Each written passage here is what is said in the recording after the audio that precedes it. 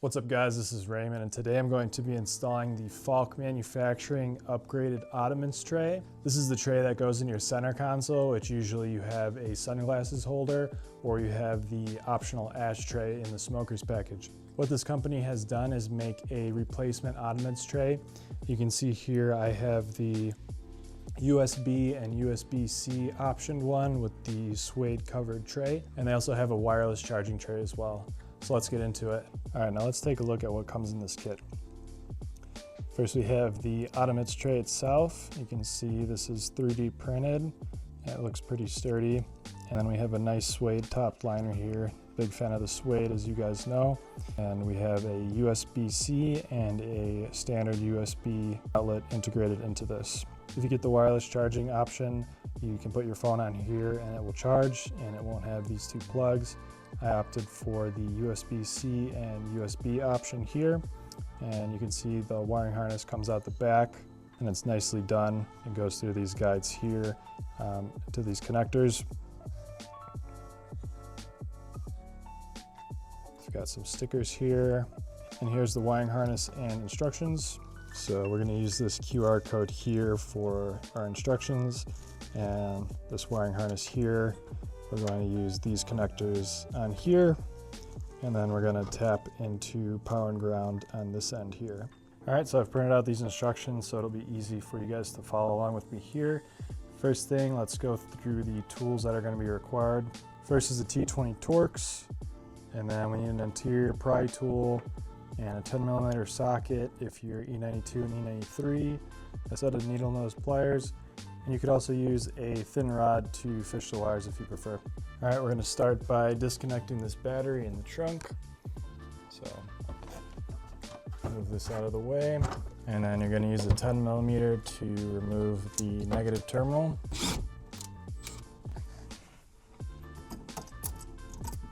First thing we're going to need to do is remove the shift knob.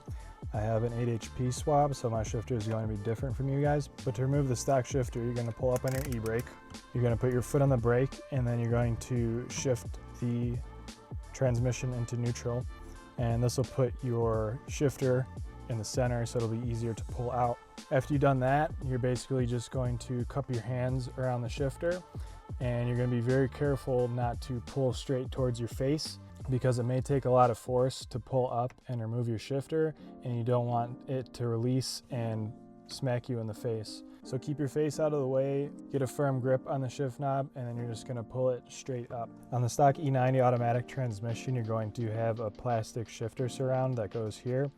What you're gonna do to remove that is use a trim tool like this, and you're going to pry up on the sides here, and that's just going to click out of place. After you've lifted the shifter surround out, go ahead and unplug any electrical connectors. Once you've done that, we can remove the center console trim itself, and you're going to use the same technique with the plastic pry tool, and you're going to wedge it in the sides and pry up on it to lift the center console. Be careful if you have iDrive, because you will have wires attached to it, so don't yank it out willy-nilly. My center console trim's pretty loose since I've taken it on and off so many times, so I basically just do this on mine.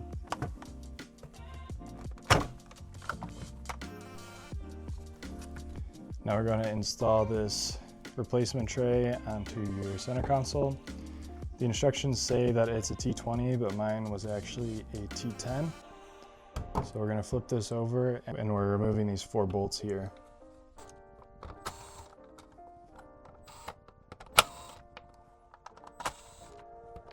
And this is just going to come right out. Now we can take our new one and install it right in this place.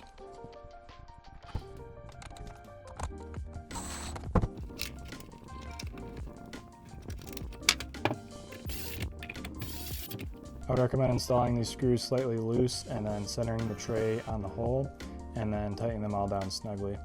Don't over tighten them because you can crack the plastic. Now we're going to remove this handbrake boot. Basically you can just squeeze it together to release the prongs, and then pull it right up. Now follow the instructions here, and use your pry tool again to remove the plastic trim. I've got some custom stuff back here, so it's a little different, but you're going to pry off the AC vent, or another option would be to pull this off entirely. Now we're going to be running this power cable from where the charger is going to sit, and it's going to run along and back out to here.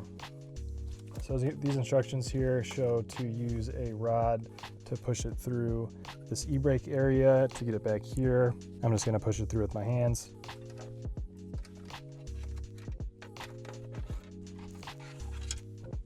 Okay, I'd recommend you use the rod like the instructions because I deleted the rear air vents on my car. So your area here will be a little more crowded than mine. Mine's pretty open underneath my center console. So once you've got that fished through, you're going to find these two wires here, which lead to your cigarette lighter, and that'll be back in this area here.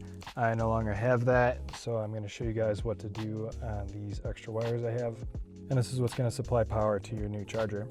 So now we're going to take these clamshells and your needle nose pliers, and you're going to insert the wire into this slot here in the front. And you're just going to push it in there and squeeze that closed. And use your needle nose pliers to squeeze it in all the way until it clicks. And I do like that they included genuine 3M connectors here. This is actually nice. Now repeat that step for your other wire. A little click on that one. Now we're still pretending these two wires are the ones that you have that go to your cigarette lighter, and we're going to match the red wire to the red wire. This is going to be your power. And you're just going to plug it into these connectors, and the black wire is going to go to the brown wire, which is your ground. When you're done, it's going to look like that. And when you're done, just tuck all this to the side so that you can reinstall your back panel. Reconnect the battery. And now we can connect the harness to the charging tray. Now before you put everything back together, it's a good idea to test your phone on the charging tray. If you bought the wireless charging option, put your phone on there with the ignition on. Make sure your phone charges to make sure your wiring's good. If you bought the version like I have, plug in to each of these ports and test to make sure they work as well. Now you can reinstall everything you took off in the reverse order. So first we're going to be installing the center console. It just clicks into place, and then click into place the shifter surround. Install your shifter,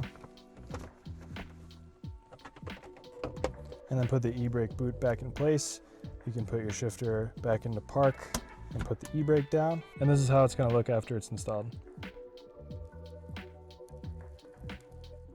All right guys, that's gonna wrap it up for this video. Big thanks to Falk Manufacturing for sponsoring this video and making it possible. As always, anytime I work with a company, I make it clear to them that I'm gonna give my honest opinion. Anytime I review a product on this channel, it's always gonna be legit feedback. If you're interested in picking one up, I'll have a discount code and a link in the description. You'll save some money and I'll get a small kickback, which helps support the channel. That support goes a long way. Videos like this allow me to keep making N52 content, testing parts, and pushing this platform further. So I appreciate Falk for the support, and I appreciate you guys for watching. I'll catch you in the next one.